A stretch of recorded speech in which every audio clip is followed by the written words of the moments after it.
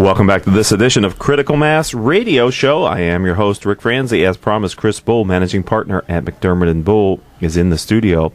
The question we're going to talk about today is how can a retained search firm find the right fit for your company's needs? But before we do that, I'd like to let you know that our audience demographic is 98% business owners and executives who listen to learn from the experiences of our guests. If your firm is interested in reaching these top decision makers, then advertising on the radio show is the answer. Each month, our sponsors gain valuable exposure through their support of the program. And with our exclusive Prospect Engagement Program, Critical Mass will deliver up to 23 warm prospects to each of our advertisers each year. To learn more, contact Rose Chamorro at 951-515-4661. That's 951-515-4661. All right, Mr. Bull, welcome to the studio. Thanks, Rick. Appreciate it. It's nice to have you here. Why don't we start by give us a little bit of your background, just the highlights. You bet. And first of all, I'll ask you to and your listeners to excuse me. I'm dealing with a little cold or an allergy from the Santa Ana conditions, but I'm going to work my way through this. Background. So I grew up in Houston, Texas, went to school at University of Texas. That was the mid-'80s, and for those that remember, that wasn't the best of times in Texas, so I made the decision to move on. Found an opportunity with the real estate investment banking group here in Newport Beach, California. Made the move. Always thought I'd move back to Houston. I am one of the very few that did not move back, and I've enjoyed it. I think it's been 27 years out here now, and I've enjoyed myself. And so my background professionally is mostly commercial, institutional real estate, finance. How did you get into the retained search industry then? Yeah, that's a great question. The industry, the business was introduced to me by my now business partner, Rod McDermott, who had a one-year head start on me with a firm out of Chicago called DHR International that had an Irvine office. I ultimately drank that Kool-Aid, joined DHR in 2000. Rod and I became practice partners at that time, and it was the best of times in the economy and in the executive search business in early 2000. By the end of 2000, things were getting a little more difficult. We were spending a fair amount of time in the technology, mostly early stage venture technology stuff, and that business was going away quickly. And so Rod and I had always thought about the idea of taking the best of what a boutique firm can do, take the best of what we'd learned to be part of a national firm and start our own group. And admittedly, we probably started it a little bit earlier than we'd planned based on the economic conditions. So in January 2001, we started McDermott and Bull. So talk to us about McDermott and Bull. What's your differentiated advantage? Simply put, why do clients choose to work with your firm? Oh, there are other firms that offer to do or purport to do a similar service. Sure. It started off with a very early question we had asked ourselves before we started the firm, and that is, who do we want to be? There's lots of ways to operate an executive search firm. You can be very narrowly defined in an industry and cross over geographic boundaries and do that nationwide, globally. Go deep. You go really deep, or you can do it the way we did it, and we chose to do it with a very, we're fortunate enough to be in a marketplace and a geography where there's a concentration of, let's just call it both supply side and demand side. So there's lots of really high quality companies here in Southern California to serve, and there's lots of wonderfully talented candidates to pull from. So we decided to be a very, very California, even more so Southern California, retained executive search firm. So that served us really well. And I think to this day, the fact that Southern California is a very difficult place to relocate people to. It's a very unique environment, unique place to live. Those of us that are here think it's wonderful. What a lot of people don't realize is there's a lot of California bashing in the national media that we oftentimes don't even see. So when we're sourcing a candidate on the other side of the country, they've heard some of that media. And California, in addition to having the obvious tough rap on cost of living, it gets a rap of financial challenges, bad government, overcrowded schools. And so as we're talking to those out-of-area candidates, it's difficult. Not impossible. We do it all the time, but difficult to get them to relocate to Southern California. So it's absolutely imperative that a firm like ours has a very, very deep network and relationship base here in Southern California, which is what we do. And so that's the differentiators are that the depth of that, the relationships we have in Southern California, the brand that we have as a firm, and our ability to go outside of the geography and evangelize that Southern California lifestyle for those candidates that we just have to have. Right. We're talking with Chris Bull, managing partner at McDermott and Bull. You know, we talk about Southern California kind of as one geography, and physically it is. But when you look at it, Los Angeles, Orange County, Inland Empire, San Diego, those are all very different markets, aren't they? Yeah, it's a great question. It comes up all the time. And, you know, when we've got a client based in San Diego, we have a client based in Woodland Hills, Pasadena, those are areas that are difficult to get to from other areas, and there are a lot of really good candidates are well-intentioned when they say that drive's not going to bother me at all, but it does. It does. And, you know, it's up to us to vet that out. And, you know, quite honestly, if somebody has had a 5-10 year career of driving 3 hours a day, I'm okay with it. They prove they can do it, They prove they can do it. That's a choice they've made. But if you've never done it before, you don't know that it can take years off your life. So we try to avoid that. And either somebody needs to do a modest relocation, or we need to pass collectively and move on. Right, because it's not only finding people in Southern California for Southern California jobs; it's finding them that are even more tightly around the geography where they're going to end up. Absolutely. Unless they're road warriors, because I did that for 9 months, drove from Orange County to downtown Los Angeles, which was 57 miles one way, which could take less than an hour, or it could take over 3 hours. Yeah, no doubt about it. Yeah, and like I said, that's my constant line. It takes years off your life, and so I wouldn't suggest anybody do that, and we take that into consideration when we source candidates. Okay, Chris. One of the things that I was talking about before you came in, and when you sat down, is we're going to kind of explain what a retained search firm is. CEOs, middle market firms, I think they might understand it, but just to make sure, why don't we, in a few minutes that we have before the next commercial break, why don't you help people understand from McDermott and Bull's perspective, what does that term mean? Yeah, so you put a firm like McDermott and Bull into the category of retained executive search firm. And so what that essentially means is the retained portion means that a client of ours is paying us a retainer upfront to engage us in the process, and our commitment to that client is we're going to go out to the marketplace, we're going to dig deep. First of all, we're going to clearly understand what success looks like in their mind, what that cultural fit is to that company, and then we're going to go out there and primarily source those what we call passive candidates, those people that are gainfully employed. They may not have updated their resume in literally years. We find them, we call them, we introduce the opportunity. They're intrigued. We vet them for the right fit. If that all sounds good, then we invite them in. We spend a lot of one-on-one FaceTime with them and decide if they're the right type of fit for what our client's looking for. So, yeah, it's an interesting prospect, because in a marketplace like this, that I argue that we're at full employment at the senior executive level for really talented people. Wow. So if you are a company looking to bring in an absolute A player, it's not easy to find somebody that might be in transition and available to make a move. You got to recruit somebody away, and that's what we do. Right, and that's as you're describing your business model and your philosophy with you and your partner, having the ability to go deep in Southern California with such a large population center is really important, because finding those passive candidates, we're not no disrespect to a small city in the Midwest, but we're not Des Moines, Iowa, or something, right? I mean, we're major metropolitan areas that just happen to be up against each other, but are very different.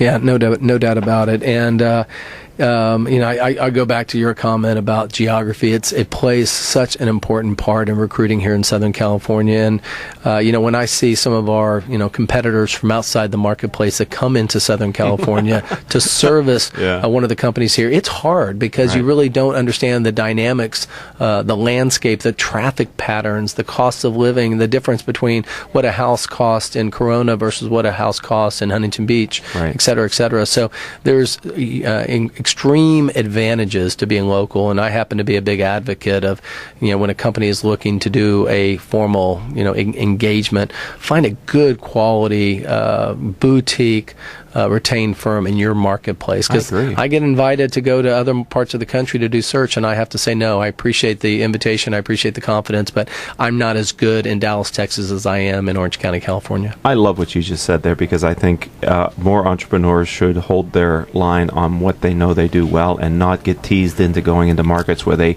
underserve that market because the revenue is enticing. Yeah. Yeah, and by the way, I haven't always been so have the level of conviction around that. I learned the hard way. Oh, many of us do. That's why I do this radio show, right? Lessons learned. Yeah. All right, we're talking with Chris Bull. He is the managing partner at McDermott and Bull. We're going to take our commercial break, and when we come back, we've got more to talk about, especially around middle market firms, which McDermott and Bull has great experience with. So don't go anywhere. We'll be right back after these words from our sponsors.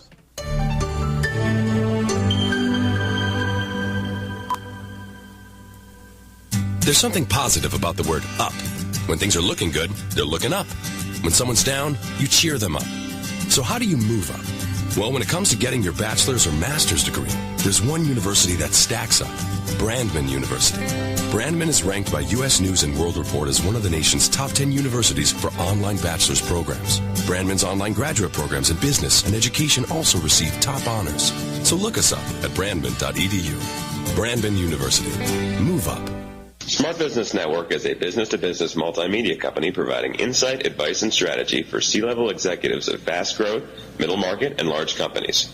As one of the nation's largest publishers of local management journals, under the Smart Business name, Smart Business Network publishes 19 regional print editions, presents dozens of large and small-scale business conferences and award programs, and produces a vibrant interactive digital media presence. For more information, visit us at www.sbnonline.com. UPS Protection has been protecting systems in the U.S. against brownouts, blackouts, and poor quality power for over 25 years. We provide power protection systems, including UPS, lighting inverters, generators, and service for clients from coast to coast. We specialize in solving all your power needs. As a direct reseller of the best brands in the industry, including Liebert, PowerWare, and APC, we can solve all your power protection needs. Protecting your power is our main goal. We offer on-site or depot repair of our critical equipment. To better serve your budget constraints, UPS Protection also offers both reconditioned and new products.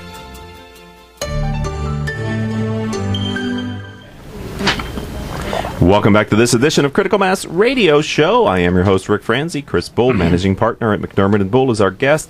I'd like to thank and acknowledge our listeners who download our radio show as a podcast. You've downloaded over 16,000 shows during the last 30 days, and we here at the radio show appreciate your continued and your growing support. Of course, all of our shows can be heard live on octalkradio.net or rebroadcast anytime from iTunes, Stitcher.com, Spreaker.com, hundreds of middle market businesses' websites where we've had their CEO on a radio show and they put the player on their website, as well as various other business-oriented podcasting services.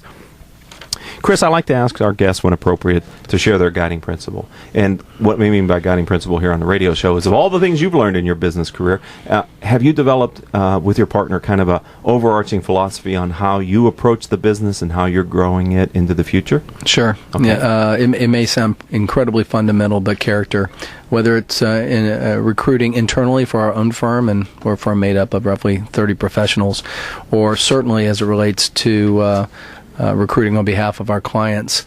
To the extent we can do that in the interview process, and we work really hard to do it, that you hire for character.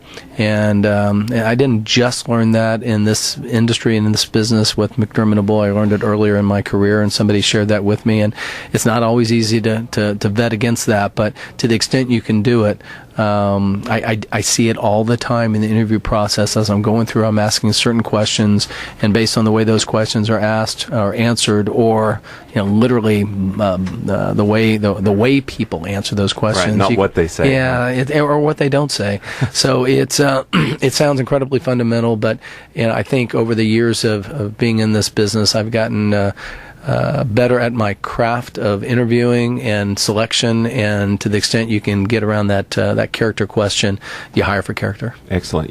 As you answered that question, I was also thinking about your model, because having been in the corporate world for a number of years and having a few corporate relocations, I recognized that I was not operating at full strength during that time. I mean, it takes you a while to relocate, to get acclimated. If you're married with kids, there are a lot of distractions in your life. And when you come in at a senior level position for a middle market firm, which are really strategic hires, the company really needs that person engaged as soon as possible. And that can really be challenging for the candidate because you're trying to manage all the stuff at home and show up in a way that delivers value early. Yeah, I think you've got a good take on that. I'll add one more thing to that.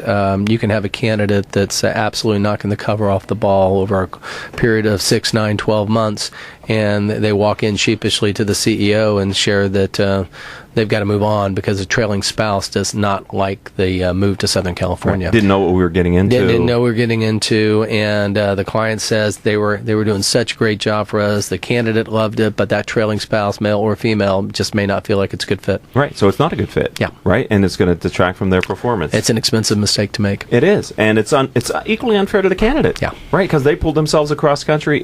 I always say to people, it's more important that the candidate makes the right decision almost than the company. Because the company will ultimately recover. But for you, it's on your resume now. You've got to deal with it. You've got personal things that go along with it. Yeah. So people when you're looking for a job, really be a little bit selfish about the next job that you take. Yeah. It's easy to evangelize or to oversell the Southern California lifestyle when you're talking to candidates on a different part of the country. Because especially this time of the year, getting into the winter. Yeah, especially this time of year. But, you've got to be true to the candidate. To your point, it's an expensive mistake to make for everybody when you make it.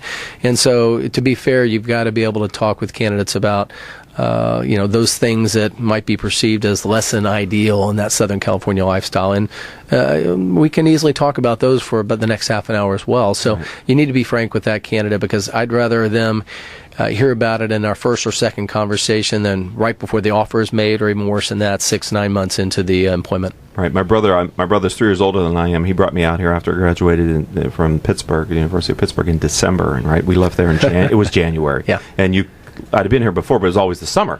Come out here in the winter, quote unquote, and it's 70 degrees and Sure. the palm trees are swaying. And 2 weeks into my month vacation, I had a job, a girlfriend, an apartment. I had everything back in Pennsylvania. Yeah. I was like, dude, I'm not going home.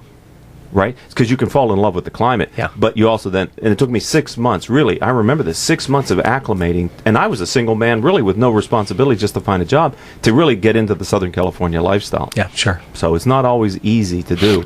All right. We're talking with Chris Bull. He is managing partner at McDermott and Bull.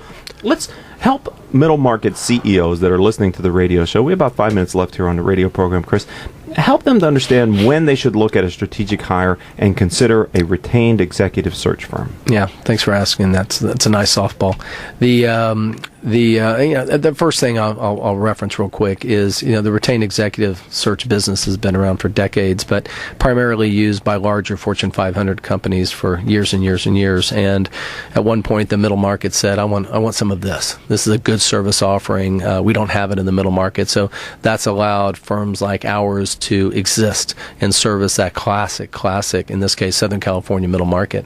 So, the companies that are, when the difference between good and outstanding in a functional leadership role is key to the enterprise, think about a retained search firm as a solution. Because if good is good enough, you can do it yourself. There's lots of tools out there that can allow you to, with a little effort, do some internal recruiting and get your, good candidate. But if outstanding is the absolute mandate for that hire, then, you probably need to go out there and hire a firm that will, our offering, our commitment to our client is, we'll go out there and we'll search the passive job market and find a slate of hireable, not a large slate, by the way. If we're doing our job right, it's 4 to 6 final candidates that should all, if we're doing our job right, be hireable, and it should be difficult to narrow that field down to 2 in order to ultimately hire one.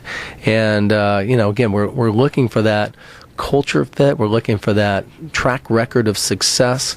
We're looking for that understanding of the industry vertical they're getting into, and that's our commitment. It's not easy. We have to, as a colleague of mine puts it, we have to kiss a lot of purple frogs to find that final slate of 4 to 6 to present to our client. And by the way, it's important for you and your listeners to know, the process is 90 to 100 days. It's not done overnight. So if somebody comes to us, and this is not unusual to hear this, we need this person, and we need this person in the next 30 days, we have to gracefully pass and say that just doesn't play to our strength. Right. They're not going to be happy with the process, right? They're going to be, So you said something that I have, because I think it was tongue-in-cheek, or maybe it's not. When, in your experience, does a middle market firm have an executive level position open and they can accept good, not outstanding? It's not my experience working with middle market firms that when those positions come open, they can accept not an A player. I hate to use that term because that sounds kind of like yucky, frankly. But to get the right fit of the person, I mean, do you really? I mean, to answer your question, Rick, it's generally less sophisticated companies that will share that good is good enough. Okay. Surprisingly and disappointingly, I do hear that a fair amount. Wow. It's one of my qualifying questions when I get a call and somebody's like, "Oh, should I think about a solution like yours?" And I ask that question, and the occasional good is all I really need for this role. I said, "Let me give you some tips on how to go out there and find good." Right, because they're available. They're available. Right, and they're on the job boards. But rock stars are hard to come by. They're hard to find. They're hard to convert. They're hard to close. Right. Yeah, because the passive job market, there's a reason why they're not looking, right? They're not unhappy and they're successful, would be my assumption. Yeah, I just this afternoon before I came over here, I was talking to a candidate who was speaking with one of my colleagues, and he said, I'm somewhat interested. I haven't revised my resume in over 10 years, but this sounds interesting. And so my recruiting partner put me in touch with this person. I talked to him for a good half an hour, helping them understand exactly what the opportunity is, what the vision is, what the sex appeal might be to him. And at the end of the conversation, he said, "I think it'd be foolish for me not to give this a closer look," and I couldn't disagree. Chris, I'm talking with Chris Bull, he's managing partner at McDermott and Bull. Do you find when you sort of heat up a passive candidate, maybe that job search wasn't right for them, but does that then create a touch point maybe for future searches when you've got them sort of thinking at least about the opportunities outside their company? Yeah, I think that's. I think I know where you may be getting at. I think it's wise for executive level corporate folks to have a few relationships in the executive search business and have them thinking about you, and to the point where if it's not the right opportunity for you, offer up trying to help them. And hey, I know a couple people that might be the right individuals for your particular search engagement, and we remember that. We appreciate that, and that's a person we're going to be calling again with future opportunities, because by no means is every opportunity has the same level of appeal to a candidate. But while one I talk with somebody about today might not be the right one, next month I may have one that hits the middle of the target for them. Right, because unfortunately, all too often I have seen over my career in the corporate world that successful people are so driven about the job that they don't really think about, well, what if I don't want to be here anymore, kind of a thing, and they don't have these relationships that they should have. It's an investment in time away from delivering results for their employer. I understand that, but you need to do that to be in charge of Me Inc. Yeah, no, it's wise to do it, and I talk with business leaders, functional business leaders, CEOs. Often that will talk about the relationships they have with search professionals like me, and they said it's imperative because I need to leverage them on occasion to do a search for me, and other times I need to leverage them to help me find something new. Right. It's only good business practice, and so not everybody that listens to the radio show is a CEO and a top executive. Some are executives who are looking to move up.